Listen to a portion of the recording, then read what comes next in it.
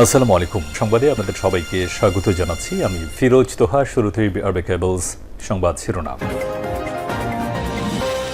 জানিয়ে দিব আমাদের হাতে থাকা সর্বশেষ গুরুত্বপূর্ণ সবথেকে তাজা আপডেট আন্তর্জাতিক সংবাদ। প্রথমেই জানিয়ে দিব শত্রু চক্রান্ত ব্যর্থ করতে জাতীয় ঐক্যের আহ্বান ইরানের সর্বোচ্চ নেতার। ইরানের স্থিতিশীলতা নষ্টে শত্রুর সব ধরনের চক্রান্তকে ব্যর্থ করে দিতে জনগণকে ঐক্যবদ্ধ থাকার আহ্বান জানিয়েছে দেশটির শীর্ষ ধর্মীয় নেতা মোস্তফা খামেনি। তিনি বলেছেন যে দেশের বিরুদ্ধে পরিচালিত বিভিন্ন ষড়যন্ত্র বা চাপ মোকাবেলায় জাতীয় সংহতির কোনো বিকল্প নেই। এরপর জানাবো ইরান যুদ্ধের প্রভাবে বাড়ছে সামরিক ব্যয়, চাপে ডোনাল্ড ট্রাম্প। ইরান যুদ্ধের প্রভাবে জ্বালানি তেলের দাম বেড়ে যায় যুক্তরাষ্ট্রের প্রতিরক্ষা দপ্তর পেন্টাগন বাড়তি আর্থিক চাপের মুখে পড়েছে। জ্বালানি ব্যয় অস্বাভাবিকভাবে বৃদ্ধি পায় সামরিক কার্যক্রম পরিচালনায় অতিরিক্ত বিপুল পরিমাণ অর্থ ব্যয় করতে হচ্ছে যুক্তরাষ্ট্রকে। আজ এবিসি নিউজের এক প্রতিবেদনে বিষয়টি নিশ্চিত করা হয়েছে। যুদ্ধ শুরুর আগে যে তেলের দাম ছিল $154 ব্যারেল, সেটি এখন বেড়ে $197 উন্নীত হয়েছে। তেলের দাম 33% বৃদ্ধি পেয়েছে। এতে যুক্তরাষ্ট্রের উপর বাড়তি আর্থিক চাপ ভর করেছে। এদিকে যুক্তরাষ্ট্র ইরান চুক্তিতে বাধা, জব্দকৃত সম্পদ। যুক্তরাষ্ট্র এবং ইরানের মধ্যে সম্ভাব্য একটি চুক্তি প্রায় চূড়ান্ত পর্যায়ে পৌঁছেছে। তবে ইরানে জব্দকৃত ফ্রোজেন সম্পদের একটি বড় অংশ যুক্ত করা ইস্যুতে দুই দেশের মতপার্থক্য এখনও বড় বাধা হয়ে রয়েছে। আজ বিষয়টির সঙ্গে সংশ্লিষ্ট একটি সূত্র সৌদির সংবাদ মাধ্যম আল আরাবিয়াকে এই তথ্য নিশ্চিত করেছে। জানাবো যুদ্ধবিরতি মানছে না ইসরায়েল, লেবাননে ব্যাপক হামলা। যুক্তরাষ্ট্রের মধ্যস্থতায় লেবাননের সঙ্গে যুদ্ধবিরতির চুক্তি হলেও নির্দিষ্ট কিছু এলাকার ক্ষেত্রে তা মানবে না ইসরায়েল। দখলদার দেশটির সেনাবাহিনী জানিয়েছে যে দক্ষিণ লেবাননে তাদের চলমান সামরিক অভিযান চলবে। খবর সৌদি গেজেটের। এবং সর্বশেষ জানাবো জ্বালানি তেল ও বিদ্যুতের মূল্যবৃদ্ধির প্রতিবাদে জামাতের বিক্ষোভ মিছিল। সারা দেশে বিদ্যুতের দাম বৃদ্ধি করেছে বিএনপি। ক্ষমতায় আসার 3 মাসের মধ্যে তেলের দাম, এরপর তারা বিদ্যুতের দামও বৃদ্ধি করেছে। নতুন করে তারা আবারও একটি নতুন ধরনের ষড়যন্ত্র শুরু করেছে। এই অবস্থায় আসলে বিষয়গুলো কোন দিকে যাচ্ছে সেটি এখন পর্যন্ত কেউ স্পষ্ট করতে পারছে না। আসলে বিএনপি আদতে বাংলাদেশটাকে সুন্দরভাবে পরিচালিত করতে পারবে কিনা সেটি নিয়ে আসলে এখন পর্যন্ত কোনো তথ্যই জানা যাচ্ছে না। প্রিয় দর্শক, এতক্ষণ শুনছিলেন সংবাদ শিরোনাম, এবারে বিস্তারিত। তবে তার আগে বন্ধুরা অনুরোধ থাকবে এই সংবাদটিতে একটি লাইক দিন। এই চ্যানেলে আপনি নতুন হয়ে থাকলে আমাদের সংবাদটি দেখতে দেখতে চ্যানেলটি সাবস্ক্রাইব করে রাখুন। কমেন্ট করে বন্ধুরা আপনার মূল্যবান মতামত জানিয়ে দিন আপনি বিশ্বের কোন দেশ থেকে বা বাংলাদেশের কোন স্থান থেকে আমাদের সংবাদটি দেখছেন এবং শুনছেন। আর বন্ধুরা, সংবাদটি আপনার সোশ্যাল মিডিয়া ফেসবুকে শেয়ার করে বন্ধুদেরও দেখার সুযোগ করে দিন। আজকের সংবাদ সম্পর্কে আপনার মূল্যবান মতামত কমেন্ট বক্সে কমেন্ট করে পুরো বিশ্বকে জানিয়ে দিন। এবারে বিস্তারিত। শত্রু চক্রান্ত ব্যর্থ করতে জাতীয় ঐক্যের আহ্বান ইরানের সর্বোচ্চ নেতার। ইরানের স্থিতিশীলতা নষ্টে শত্রুদের সব ধরনের চক্রান্তকে ব্যর্থ করে দিতে জনগণের ঐক্যবদ্ধ আশাবাদ ব্যক্ত করেছে দেশটির শীর্ষ ধর্মীয় নেতা সৈয়দ মোস্তফা খামেনি। তিনি জানিয়েছেন যে আমি বলতে চাই, আমাদের সবাইকে এখন একসঙ্গে থাকতে হবে।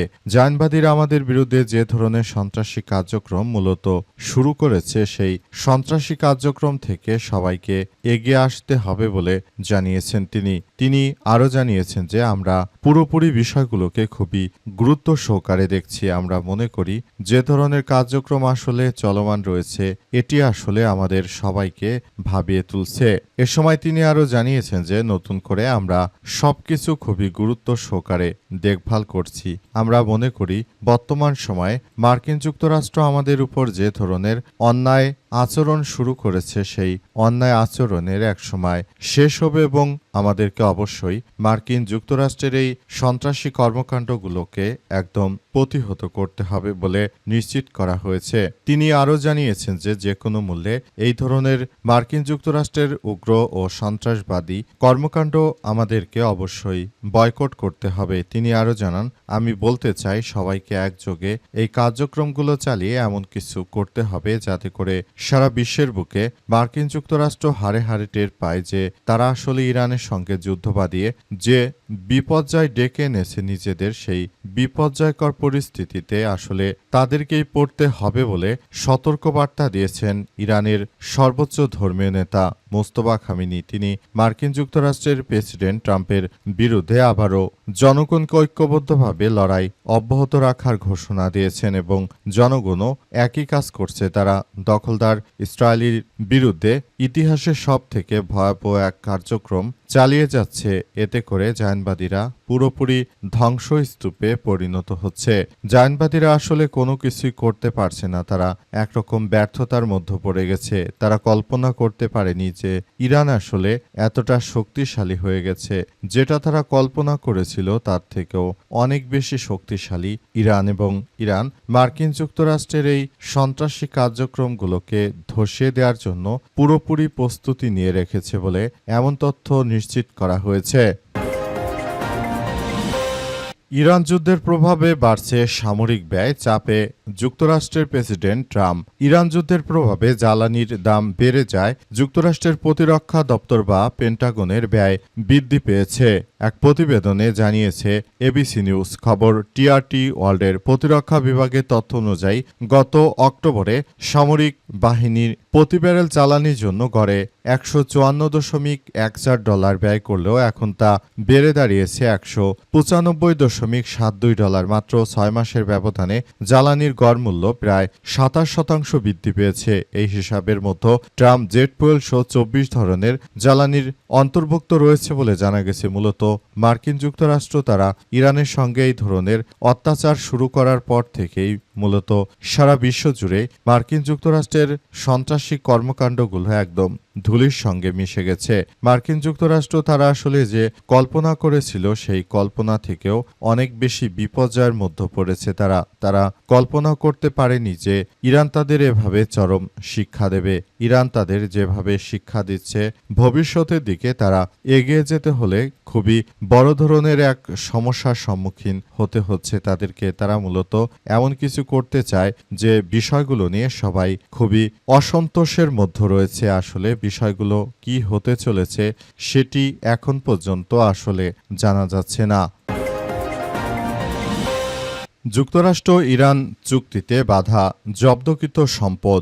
যুক্তরাষ্ট্র এবং ইরানের মধ্যে সম্ভাব্য একটি চুক্তি প্রায় চূড়ান্ত পর্যায়ে পৌঁছেছে। তবে ইরানে জব্দকৃত ফ্রোজেন সম্পদের একটি বড় অংশ মুক্ত করা ইস্যুতে দুই দেশের মতপার্থক্য এখনও বড় বাধা হয়ে রয়েছে। আজ বিষয়টির সঙ্গে সংশ্লিষ্ট একটি সূত্র সৌদি সংবাদ মাধ্যম আল আরাবিয়াকে এই তথ্য নিশ্চিত করেছে। প্রতিবেদনে বলা হয়েছে দুই পক্ষের মধ্যে আলোচনা শেষ ধাপে ইরানের ফ্রোজেন তহবিল ব্যবস্থা অন্যতম প্রধান বিতর্কের বিষয় হয়ে দাঁড়িয়েছে। সূত্রটি দাবি করেছে যে মার্কিন যুক্তরাষ্ট্রের প্রেসিডেন্ট তিনি মূলত ইরানকে নানাভাবে অবহেলা করেছিলেন, কিন্তু শেষ পর্যন্ত যুক্তরাষ্ট্রের কাছ থেকে ইরান তাদের সমস্ত পাওনা আদি সবকিছু আদায় করে নিচ্ছে। আর মাথামোটা ডোনাল্ড ট্রাম্প তিনি মূলত ইরানের কাছে এমনভাবে ধরাশায়ী হয়েছেন যে তিনি আসলে কোনোভাবে আর কোনো কিছু করতে পারছেন না। সবকিছু একদম ধ্বংসস্তূপে পরিণত হচ্ছে।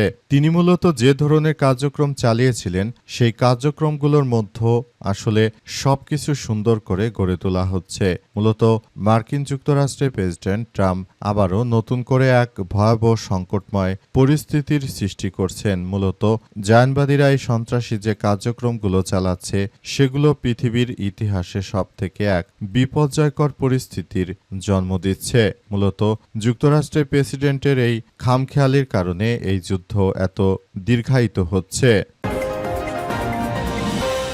যুদ্ধবিরতি মানছে না ইসরায়েল, লেবাননে ব্যাপক হামলা। যুক্তরাষ্ট্রের মধ্যস্থতায় লেবাননের সঙ্গে যুদ্ধবিরতির চুক্তি হলেও নির্দিষ্ট কিছু এলাকার ক্ষেত্রে তা মানবে না ইসরায়েল। দখলদার দেশটির সেনাবাহিনী জানিয়েছে যে দক্ষিণ লেবাননে তাদের চলমান সামরিক অভিযান চলবে। খবর সৌদি গ্যাজেটের। ইসরায়েলের প্রতিরক্ষামন্ত্রী ইসরায়েল ক্যাটস জানিয়েছেন যে লিতানি নদীর দক্ষিণ অঞ্চল থেকে সরিয়ে না নেওয়া পর্যন্ত অভিযান চলতে থাকবে। সামাজিক যোগাযোগ মাধ্যম এক্সে ইসরায়েলি সেনাবাহিনীর মুখপাত্র আভিচাই আদ্রাই জানিয়েছেন যে দক্ষিণ লেবাননে যুদ্ধ এখনও চলছে এবং সেনারা অবকাঠামো এবং স্থাপনাগুলো লক্ষ্য করে তারা আক্রমণ চালাচ্ছে। সেখানে অসংখ্য মানুষের মৃত্যু হয়েছে। লেবাননে প্রতিনিয়ত তারা হত্যাকাণ্ডের শিকার করে অসংখ্য মানুষকে তারা হত্যাকাণ্ডের মধ্যে ফেলে দিয়েছে। এর ফলে মুসলিমরা একরকম ধরাশায়ী হয়েছে এই জায়নবাদীদের হাতে। মূলত জায়নবাদীরা প্রতিনিয়ত সেখানে মুসলিমদের হত্যা করে তাদের লেবাননকে আরেকটি গাজা বানানোর যে